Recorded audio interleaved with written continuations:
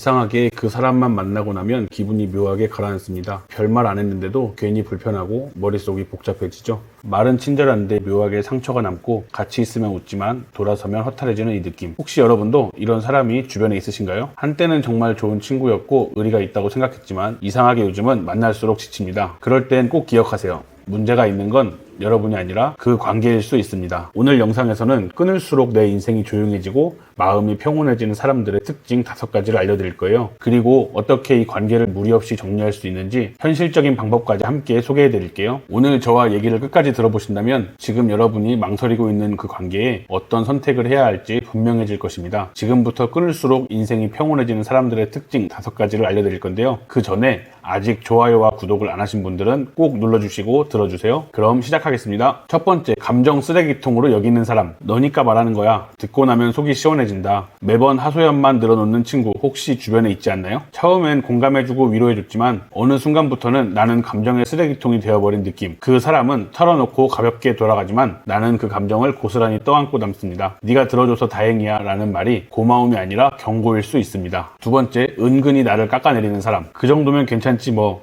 그건 나도 옛날에 해봤어. 겉으로는 칭찬하는 듯 하지만 듣고 나면 기분이 나빠지는 말들. 늘 비교하고 경쟁하고 내가 잘 되면 불편해하는 기색을 숨기지 못합니다. 그런 사람 곁에 있으면 자존감이 서서히 무너지고 있다는 걸 나중에서야 깨닫게 되죠. 진짜 친구는 내가 잘 됐을 때 진심으로 함께 기뻐하는 사람입니다. 세 번째, 피해자처럼 구는 사람. 난 그런 의도가 아니었어. 왜 너만 나한테 화내는 거야? 늘 자기는 억울하다고 이렇게 말하는 사람. 잘못을 해도 항상 피해자 코스프레. 갈등이 생기면 사과보다 변명이 먼저 나오고 결국엔 내가 나쁜 사람이 됩니다. 이런 관계는 건강할 수 없습니다. 언제나 내가 맞춰줘야만 유지되는 관계는 결국 나를 병들게 하죠. 자신의 책임은 인정하지 않으면서 죄책감은 나에게 넘기는 사람을 조심하세요. 네 번째, 필요할 때만 연락하는 사람. 너밖에 생각이 안 나서 연락했어. 하지만 그 사람은 늘 필요할 때만 나타납니다. 좋은 일이 생겼을 땐 말이 없고 자기 일에 도움이 될 때만 친한 척 다가오는 사람. 연락 올 땐 항상 뭔가를 부탁하거나 기대하는 말투. 이미 관계의 균형은 무너졌습니다. 오직 자기 이익을 위해 사람을 대하는 이들은 친구가 아니라 이용자입니다.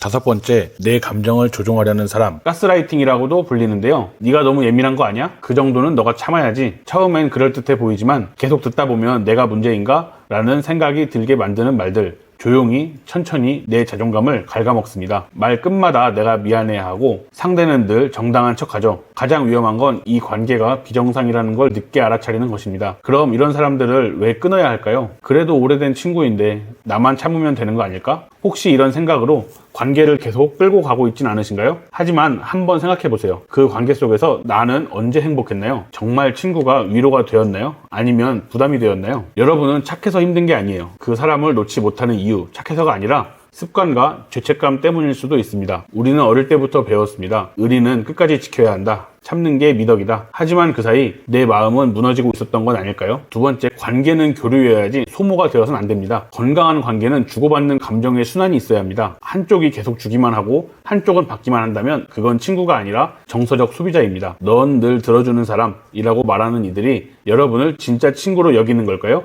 아니면 감정 처리기로 여기는 걸까요? 세 번째, 끊는 건 이기적인 게 아니라 회복의 시작입니다. 우리는 너무 오랫동안 좋은 사람이 되기 위해서 나쁜 사람 옆에 머물렀습니다. 하지만 좋은 사람이 되고 싶다면 나 자신부터 먼저 지켜야 합니다. 관계를 끊는 건 도망이 아닙니다. 내 삶을 다시 회복하기 위한 선택입니다. 기억하세요. 에너지는 한정되어 있습니다. 무의미한 관계에 에너지를 낭비할수록 진짜 소중한 사람과의 관계를 맺을 기회는 멀어집니다. 그럼 이제부터는 관계를 정리하는 실전 방법을 알려드리겠습니다. 끊어야 한다는 건 알겠는데 어떻게 끊어야 하죠? 연을 끊는다는 말이 거창하게 느껴질 수도 있습니다. 하지만 꼭 드라마처럼 싸우고 절교해야만 끝나는 건 아닙니다. 우리는 자연스럽고 건강하게 관계를 정리할 수 있습니다. 첫 번째, 말보다 리듬을 바꿔 거리를 둬보세요. 갑자기 연락을 끊기보단 서서히 응답 속도를 늦추고 만나던 횟수를 줄이는 것부터 시작하세요. 요즘은 혼자만의 시간이 필요해서 다음에 보자. 내 루틴을 좀 정비하고 있어서 연락이 뜸해졌어. 이런 자연스러운 이유는 상대도 받아들일 여지가 있습니다. 거리를 둔다고 모두가 상처받진 않습니다. 오히려 관계가 가볍게 정리되는 경우도 많습니다. 두 번째, 조용하고 단호하게 감정을 전달하세요. 필요하다면 이렇게 솔직하게 말해보세요. 예전에 예전에는 너와의 대화가 편했는데 요즘은 내가 좀 힘들어. 지금은 내 감정을 더 지켜야 할 시기인 것 같아. 비난 없이 내 감정을 주어로 말하면 상대도 받아들이기 쉬워집니다. 너 때문에가 아니라 나는 지금으로 시작하는 문장으로 해보세요. 세 번째, 관계를 대체하여 공백을 채우는 게 중요합니다. 관계를 정리하면 처음엔 허전함이 크게 느껴질 수 있습니다. 이때 혼자만의 시간을 잘 보내거나 건강한 사람들과의 관계를 새롭게 만들어 보세요. 독서 모임, 운동 커뮤니티, 동호회 등